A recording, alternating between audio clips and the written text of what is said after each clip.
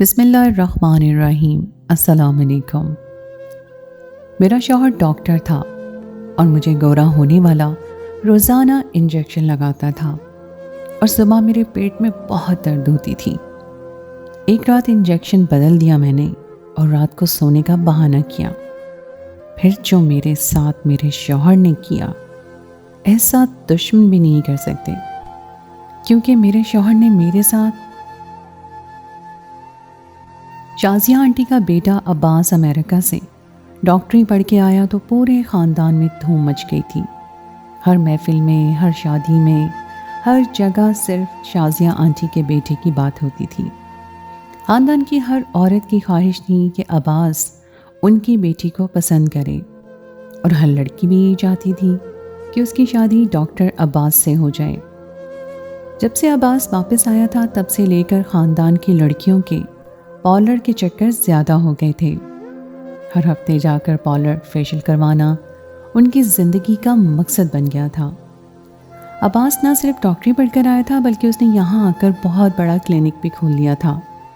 ابھی تو یہ اس کے مستقبل کی شروعات ہی تھی۔ بحیثیت ڈاکٹر وہ آگے کس قدر پیسہ کما سکتا تھا اس کا اندازہ لگانا بہت آسان تھا۔ ہمارے خاندان میں وہ واحد لڑکی تھی میں جو عباس سے شادی کے خواب نہیں دیکھ رہی تھی۔ اس لیے نہیں کہ مجھے اب اس میں کوئی دلچسپی نہیں تھی، بلکہ اس لیے کیونکہ مجھے معلوم تھا کہ وہ کبھی بھی میرا نہیں ہو سکتا اور نہ ہی وہ میرا انتخاب کرے گا، کیونکہ میں ایک سانولی سی لڑکی تھی۔ میرے نین و نقش بہت خوبصورت تھے، قد کاٹ بہت اچھا تھا، لیکن سامنے رنگ نے جیسے میری خوبصورتی کو زنگ لگا دیا تھا۔ وہ بھلا کیوں میرے خاندان کی گوری چٹی لڑکیوں کو چھوڑ کر میرا انتخاب کرے گا؟ جو چیز ممکن ہی نہیں تھی اس کے متعلق سوچ سوچ کر میں خود کو ہلکان نہیں کرنا چاہتی تھی۔ خاندان کی باقی لڑکیاں مجھ سے زیادہ پڑھی لکھی تھیں، پیسے والی بھی تھیں۔ ہم لوگ تھے جو مڈل کلاس کے زمرے میں آتے تھے۔ ہم اتنے غریب تو نہیں تھے، لیکن دوسروں کے مقابلے میں تھوڑے کم پیسے والے تھے۔ ایک دن میری طبیعت کچھ خراب ہوئی۔ مجھے محسوس ہو رہا تھا کہ میرا بلڈ پریشر لو ہو گیا ہے۔ میں نے اپنی اماں سے کہا کہ میری طبیعت خراب ہے، مجھے ڈاکٹر کے پاس جانا ہے، تو میری ماں مجھے عباس کے کلینک میں لے گئی۔ میں نے اپنی ماں سے کہا کہ آپ مجھے یہاں کیوں لے کر آئی ہیں؟ آپ اچھی طرح سے جانتی ہیں کہ ان کی فیس بہت زیادہ ہے۔ میری ماں نے کہا کہ میں پیسے ساتھ لے کر آئی ہوں، میرا مقصد صرف اتنا ہے کہ اسی بہانے عباس تمہیں ایک نظر دیکھ لے، کیا پتہ تم اس کو پسند آ جاؤ۔ اپنی ماں کی بات سن کر تو میں حیران ہو گئی تھی۔ وہ اتنا دور کا سوچ رہی تھیں اور میں نے سوچا تک نہیں۔ میں نے امی سے کہا کہ ہم کسی دوسرے کلینک میں چلتے ہیں، لیکن امی بضد تھی کہ یہاں سے ہی بلڈ پریشر چیک کروانا ہے۔ جب ہم لوگ اندر گئے تو میری امی نے اپنا تعارف کروایا کہ وہ عباس کے والد کی کزن ہیں۔ یہ سن کر عباس کو یاد آ گیا، انہوں نے کہا جی میں نے آپ کو پہچان لیا ہے، میری یادداشت الحمدللہ بہت اچھی ہے۔ پھر میری والدہ نے میرے تعارف کروایا کہ یہ میری بیٹی ہے، اس کی طبیعت کچھ ٹھیک نہیں تھی۔ عباس نے ایک نظر مجھے دیکھا، پھر میرا بلڈ پریشر چیک کرنے لگا۔ حالانکہ اس کے آفس میں داخل ہونے سے پہلے ہی اس کی اسسٹنٹ میرا بلڈ پریشر اور وزن چیک کر چکی تھی اور پرچی بھی مجھے دے دی تھی جس میں میرا حالیہ بلڈ پریشر ریکارڈ تھا۔ لیکن میں سوچ رہی تھی کہ عباس پھر سے میرا بلڈ پریشر کیوں چیک کرنے لگ گیا ہے۔ اس نے ایک نظر میری آنکھوں میں دیکھا اور ہم دونوں کی نظریں چار ہوئیں۔ اس نے مجھ سے کہا کہ آپ کا بی پی لو ہے۔ اس نے مجھے دوائی لکھ کر دی اور تھوڑی بہت میری والدہ سے باتیں کی اور ہم وہاں سے واپس آ گئے۔ لیکن ساری رات عباس کی نظروں نے مجھے سونا نہیں دیا۔ اس کی نظروں میں کچھ عجیب سا تھا جسے میں سمجھ نہیں پا رہی تھی۔ لیکن مجھے حیرت کا جھٹکا تب لگا جب 2 دن بعد عباس کا رشتہ میرے لیے آ گیا۔ مجھے حیرت ہوئی تھی، بلکہ خوشگوار حیرت ہوئی تھی۔ اس نے ایک نظر مجھے دیکھا اور مجھے پسند بھی کر لیا اور شادی تک کا سوچ لیا۔ میری ماں نے مجھ سے کہا کہ وہ باہر سے آیا ہے، وہ پاکستانی لوگوں کی طرح حسن کا پجاری نہیں ہے، بلکہ تم تو بہت حسین ہو، صرف رنگ ہی سانولا ہے، کالا بھی نہیں ہے۔ وہ سمجھدار لڑکا ہے، اس نے ضرور تم میں کوئی خاص بات نوٹ کی ہے، وہ عام لڑکوں کی طرح گورے رنگ کو چاٹنے والوں میں سے نہیں ہے۔ یوں میرا رشتہ عباس سے طے ہو گیا۔ پورے خاندان میں یہ خبر جنگل کی آگ کی طرح پھیل گئی اور ہر جگہ چیمگوئیاں ہونے لگیں کہ عباس نے کیسی لڑکی پسند کی ہے اپنے لیے۔ اتنی خوبصورت لائق فائق پڑھی لکھی لڑکیوں کو چھوڑ کر اس نے ایک ساملی کم پڑھی لکھی لڑکی کا انتخاب کیا۔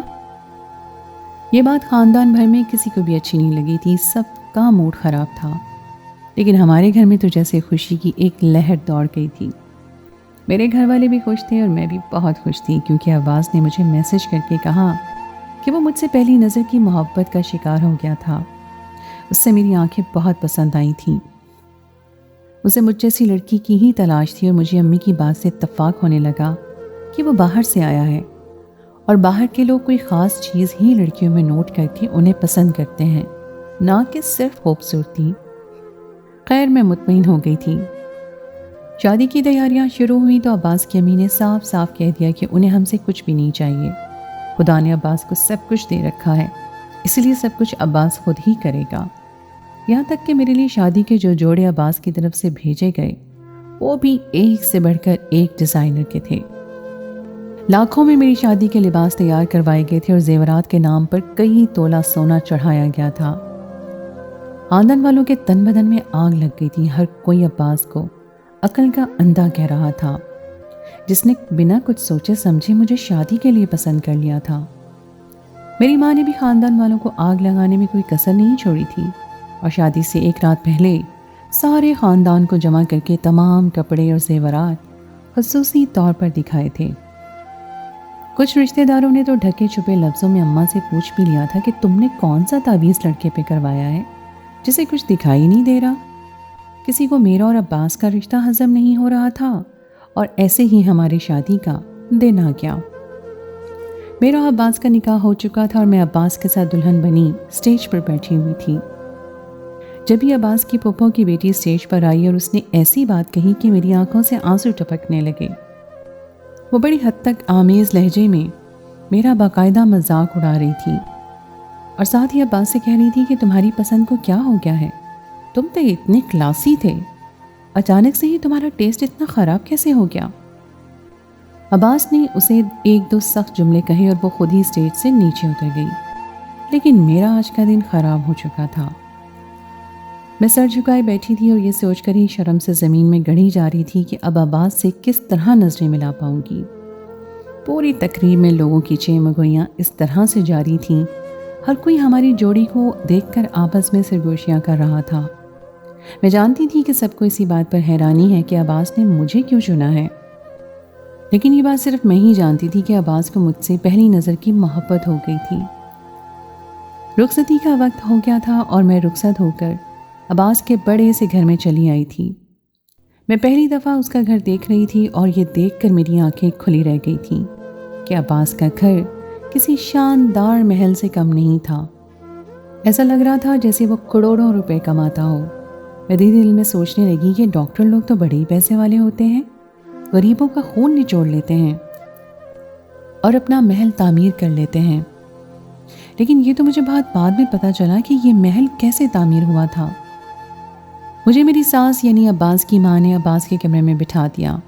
عباس کی پھپھو کی بیٹی کے جملے ابھی تک میرے ذہن میں گونج رہے تھے اور میرے اندر ایک آگ سی جل رہی تھی۔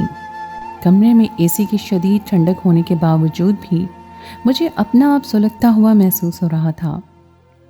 خدا نے میری قسمت کتنی روشن لکھی تھی کہ عباس میرا مقدر بن گیا تھا، لیکن میرے چہرے کی کالک نے اس خوشی کو بھی سیاہ کر دیا تھا۔ تھوڑی ہی دیر بعد عباس کمرے میں چلا آیا اور میرا چہرہ دیکھتے ہی میرے اندر کا کرب جان گیا۔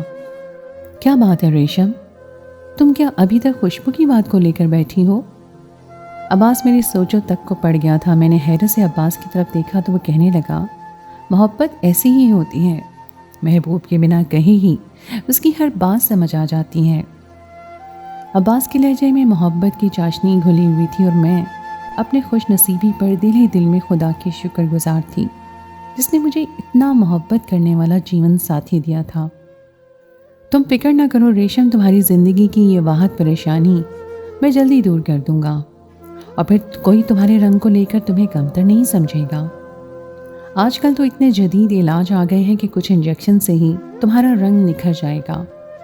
مجھے تو تمہارا ساملا رنگ ہی بہت پرکشش لگتا ہے، لیکن میں تمہاری آنکھوں میں آنسو نہیں دیکھ سکتا، اس لیے میں نے سوچ لیا ہے کہ میں رنگ گورا کرنے والے انجیکشن کے ذریعے تو میں دوسری لڑکیوں کی طرح حسین بنا دوں گا۔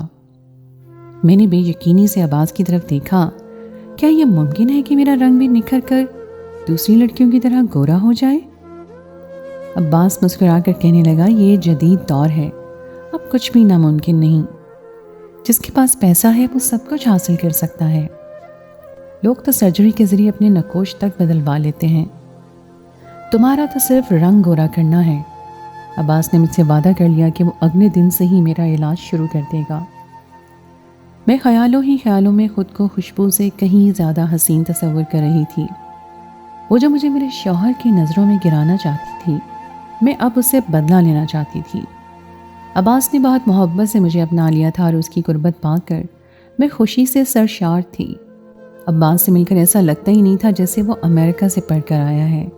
نہ اس کے چہرے پر غرور تھا، نہ ہی اس کی باتوں میں امریکہ کی پڑھائی کا نشہ۔ وہ تو ایک سیدھا سادہ عام سا انسان تھا جو میری محبت میں پوری طرح میرا ہو چکا تھا۔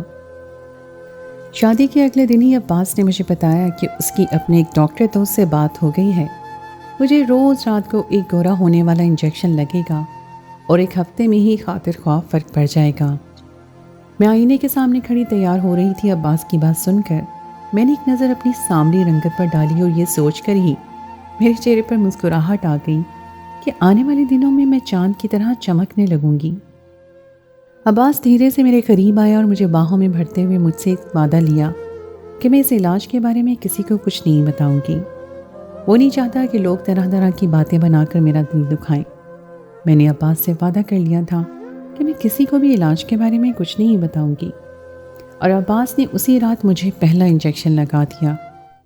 انجیکشن لگتے ہی تھوڑی دیر بعد مجھے نیند آ گئی، اور پھر جب صبح میری آنکھ کھلی تو میرے پیٹ میں شدید درد ہو رہا تھا۔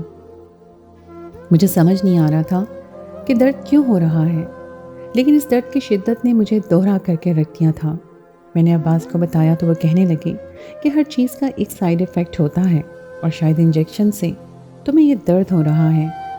ایک ہفتے کی بات ہے، درد برداشت کر لو، میں یہ سب کچھ تمہاری خاطر ہی کر رہا ہوں تاکہ تمہیں کبھی چھپ چھپ کر آنسو بہانے کی ضرورت نہ پیش آئے۔ تم یہ سوچو، جب تمہارے بچے ہوں گے تو تمہیں اس چیز کا احساس اور بھی زیادہ ہونے لگے گا۔ عباس کی بات سن کر میں خاموش ہو گئی۔ وہ ٹھیک ہی تو کہہ رہا تھا۔ اگر دنیا والوں کی طرح میرے بچے بھی میری رنگت کا مذاق اڑاتے تو میں کیا کرتی؟ عباس نے بچوں کا ذکر چھیڑ کر مجھے نفسیاتی طور پر قابو کر لیا تھا۔ شادی کے بعد عورت کی ایک ہی کمزوری ہوتی ہے، اور وہ ہوتی ہے اس کی اولاد۔ عباس نے اسی بات کا فائدہ اٹھایا تھا۔ اولاد کے نام پر میں ہر درد سہنے کو تیار تھی، اور اگلی رات بھی جب عباس نے مجھے انجیکشن لگایا تو تھوڑی ہی دیر کے بعد میں گہری نیند سو چکی تھی، اور صبح ایک دفعہ پھر پیٹ کے درد سے تڑپ رہی تھی۔ یہ درد میری برداشت سے باہر ہوتا جا رہا تھا، لیکن میں کسی سے اس بارے میں ذکر بھی نہیں کر سکتی تھی، کیونکہ عباس یہ علاج بہت ہی خاموشی سے کر رہا تھا۔ میں سارا دن پیٹ کے درد سے تڑپتی رہی اور اپنے کمرے میں بند رہی۔ رات تک میرے اندر ہمت ختم ہو چکی تھی، اور میں مزید ایک اور انجیکشن کی متحمل نہیں ہو سکتی تھی۔ میں نے سوچا اگر ایک دن یہ انجیکشن نہ لگواؤں تو شاید اتنا فرق نہیں پڑے گا، لیکن عباس کو کہیں برا نہ لگ جائے۔ یہ سوچ کر میں نے خود چپکے سے انجیکشن بدل دیا اور طاقت کا انجیکشن رکھ دیا۔ عباس نے مجھے انجیکشن لگا دیا اور میں آنکھیں بند کر کے لیٹ گئی، جیسے میں بہت ہی گہری نیند سو گئی ہوں۔ اس کے بعد جو کچھ عباس نے میرے ساتھ کیا، میری روح فنا ہو گئی کہ ایسا کوئی کسی دشمن کے ساتھ بھی نہیں کر سکتا، جبکہ میں تو عباس کی بیوی تھی۔ میں فوراً ہی اٹھ کر بیٹھ گئی تھی، اور مجھے جاگتا ہوا دیکھ کر عباس کے ہوش ٹھکانے آ گئے تھے۔ وہ ہکلاتے ہوئے پوچھنے لگا کہ ریشم، تم ابھی تک سوئی نہیں ہو؟ میں نے غصے میں عباس سے پوچھا کہ یہ سب کیا ہے اور تم میرے ساتھ کیا کر رہے ہو؟ پہلے تو عباس مجھے الٹے سیدھے جواب دیتا رہا، لیکن جب اسے اندازہ ہو گیا کہ میں اتنی آسانی سے خاموش بیٹھنے والوں میں سے نہیں ہوں تو اس نے مجھے ہر بات سچ سچ بتا دی۔ عباس کا پورا سچ سن کر تو میری روح فنا ہو گئی تھی۔ اب مجھے سمجھ آ گیا تھا کہ عباس نے سارے خاندان کی حسین و جمیل اور پڑھی لکھی لڑکیاں چھوڑ کر مجھ جیسی ساملی اور مڈل کلاس لڑکی کو کیوں پسند کیا تھا۔ اسے لگا تھا کہ میں اس کے لیے بہت آسان ہدف ثابت ہو جاؤں گی اور بہت آرام سے وہ مجھے قابو کر لے گا، لیکن میں اتنی آسانی سے چپ بیٹھنے والوں میں سے نہیں تھی۔ میں نے فوراً ہی چیخ چیخ کر سارا گھر سر پر اٹھا لیا تھا اور اپنے گھر بھی فون میں لا دیا تھا۔ عباس کی لاکھ کوششوں کے باوجود بھی میں نے خاموشی اختیار نہیں کی تھی، بلکہ عباس کا گھناؤنا چہرہ سب کے سامنے لے آئی تھی۔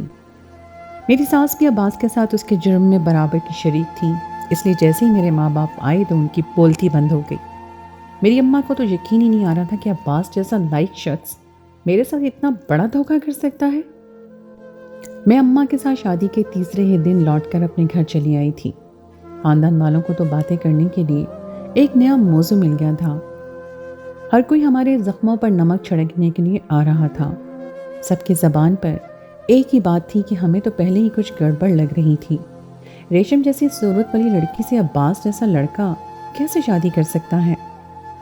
کچھ خاندان والوں نے تو عباس کی طرفداری کرتے ہوئے مجھے ہی برا بھلا کہہ رہے تھے، کیونکہ عباس کی ماں نے انہیں میری بد کرداری کے جھوٹے قصے سنا دیے تھے۔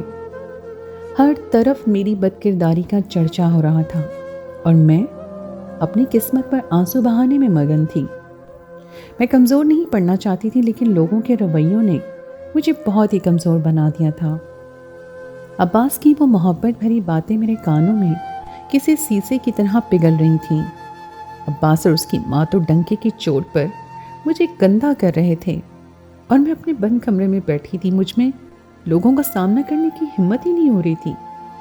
جب ہی میری دوست نے مجھ سے ملنے کے لیے آئی اور اس نے مجھے مشورہ دیا کہ مجھے خاموشی سے نہیں بیٹھنا چاہیے۔ عباس جو کام میرے ساتھ کر رہا تھا وہ بالکل غیر قانونی اور میرے دوست نے چاہتی تھی عباس جو کام میرے ساتھ کر رہا تھا وہ بالکل غیر قانونی ہے اور میری دوست چاہتی تھی کہ ہم دونوں مل کر عباس کے خلاف قانونی کارروائی کریں۔ اس کا شوہر وکیل تھا اور وہ دونوں میرا ساتھ دینا چاہتے تھے۔ اپنی دوست فاطمہ کی بات سن کر میں نے فوراً حامی بھر لی کہ میں عباس جیسے انسان کے خلاف ضرور قدم اٹھاؤں گی، لیکن جیسے ہی اماں کو میرے ارادوں کا پتہ چلا، اماں نے صاف انکار کر دیا کہ ہم جیسے عزت دار لوگ کورٹ کچہریوں کے چکر نہیں لگا سکتے، اس لیے تو ہم جیسے لوگ عباس جیسے لوگوں کے لیے آسان ہدف ثابت ہوتے ہیں۔ میں نے غصے میں اماں کو 4 باتیں سنا ڈالی۔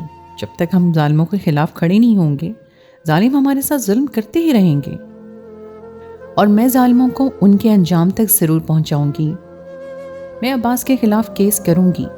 میں نے اماں کو 2 ٹوک فیصلہ سنا دیا اور اپنی دوست کی مدد سے عباس کے خلاف مقدمہ دائر کر دیا۔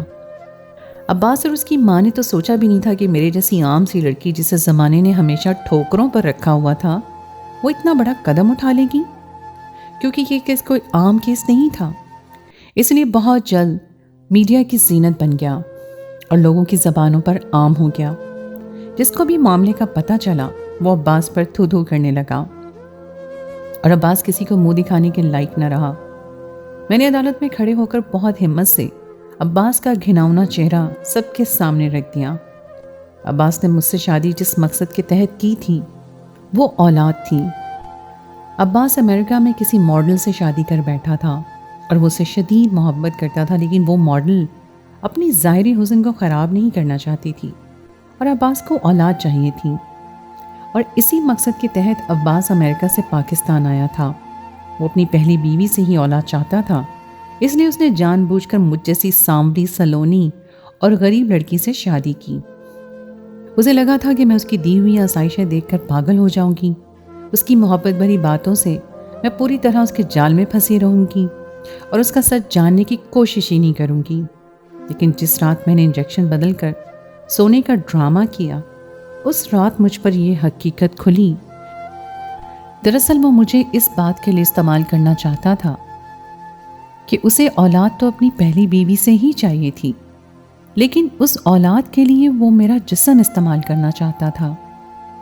وہ ایک پورے عمل کے ذریعے اپنے اور اپنی بیوی کے بچے کو میرے جسم میں منتقل کر کے اسے میرے ہی اندر پروان چڑھانا چاہتا تھا، اور جب وہ بچہ پیدا ہو جاتا تو وہ دونوں اسے لے کر دوبارہ امریکہ چلے جاتے۔ اس طرح نہ ہی اس کی بیوی کی ماڈلنگ پر کوئی اثر پڑتا اور نہ ہی انہیں کسی اور کا بچہ گود لینا پڑتا۔ جس دن میں بی پی چیک کروانے اپنی ماں کے ساتھ عباس کے کلینک گئی تھی، اسی دن اس کے ذہن میں یہ بات بیٹھ گئی تھی کہ میں ہی وہ لڑکی ہوں جو اس کے بچے کو اپنے جسم میں پال سکتی ہوں۔ اس لیے وہ بار بار میرا بی پی چیک کرتا اور میری خوراک کا خیال رکھتا۔ سروگیسی کا عمل پاکستان میں پوری طرح غیر قانونی اور غیر شرعی ہے، اور خاص کر کے میری اجازت کے بغیر میرا شوہر میرا جسم کیسے استعمال کر سکتا ہے؟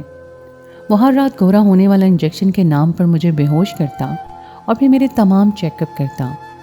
جس رات میں نے انجیکشن تبدیل کیا اس رات وہ IVF کے ذریعے میرے جسم میں اپنے بچے کو منتقل کرنے کا ارادہ رکھتا تھا۔ اس کی امریکن بیوی اپنے جسم کو خراب نہیں کرنا چاہتی تھی، لیکن وہ دونوں مل کر میری پوری زندگی ضرور تباہ کرنا چاہتے تھے۔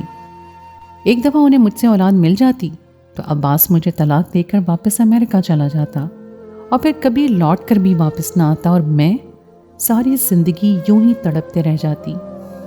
میری دوست کا شوہر جو وکیل تھا اس نے تمام ثبوت اکٹھے کیے اور عباس اور اس کی بیوی کو مجرم ثابت کر دیا۔ وہ دونوں دھوکے سے مجھے استعمال کر رہے تھے، اور اگر اس رات میں انجیکشن نہ بدلتی تو ان دونوں کے بچے اپنی اولاد سمجھ کر 9 مہینے تک انہیں پیٹ میں پالتی رہتی، اور اس کے بعد وہ دونوں اپنا بچہ لے کر دوبارہ واپس روانہ ہو جاتے۔ ان دونوں کو سزا سنا دی گئی تھی اور میں نے عباس سے طلاق لے لی تھی۔ میں سامنے ضرور تھی، لیکن مجھے یقین تھا کہ خدا نے میری قسمت میں یقیناً کچھ اچھا ہی لکھ رکھا ہے۔ سارے خاندان والے عباس کی حقیقت جان چکے تھے اور شازیہ آنٹی کو برا بھلا کہہ رہے تھے، جنہوں نے اپنے بیٹے کا ساتھ دے کر میری زندگی اجاڑنے کی کوشش کی تھی۔ ایک بات میں بہت اچھی طرح جان گئی تھی کہ صرف انسان کی تعلیم اسے شعور نہیں دیتی، بلکہ یہ ماں باپ کی تربیت ہوتی ہے جو ایک بچے کو باشعور بناتی ہے۔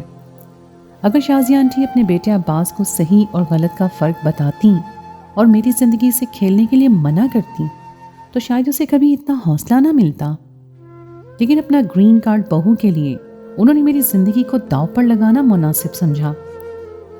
خاندان والے خدا کا شکر منا رہے تھے کہ ان کی بیٹیاں عباس کے جال میں پھنسنے سے بچ گئی تھیں، جبکہ اماں کو اس بات کا بہت دکھ تھا کہ ان کی وجہ سے میری زندگی برباد ہوئی ہے۔ لاکھوں کا زیور اور کپڑے انسان کو اچھا نصیب اور خوشیاں نہیں دے سکتے، اس لیے والدین کو چاہیے کہ وہ امیر اور پڑھا لکھا داماد ڈھونڈنے سے کہیں زیادہ اپنی بیٹی کے اچھے نصیب کے لیے دعا کیا کریں۔ کوئی بھی لڑکی 2 وقت کی روٹی اور عزت کے ساتھ 4 دیواری میں خوشی خوشی زندگی گزار سکتی ہے، لیکن وہ ایک ظالم مرد کے ساتھ کبھی خوش نہیں رہ سکتی۔ میں نے ظلم کے خلاف اس لیے آواز بلند کی تاکہ آئندہ کوئی ریشم کسی عباس کے منصوبوں کی بھینٹ نہ چڑھے۔ تو دوستو، یہ تھی میری آج کی کہانی۔ امید ہے آپ کو آج کی کہانی پسند آئی ہوگی۔ کہانی اچھی لگے تو اسے لائک ضرور کیجیے، اپنے دوستوں کے ساتھ شیئر کیجیے، اور اگر آپ نے ابھی تک میرے چینل کو سبسکرائب نہیں کیا تو اس کو فوراً کر دیجیے۔ ساتھ ہی لگے بیل کے بٹن کو پریس کر دیں تاکہ آپ کو میری آئندہ آنے والی کہانی کا نوٹیفیکیشن بر وقت مل سکے۔ اگلی کہانی تک کے لیے مجھے دیجیے اجازت۔ خدائے پیمان۔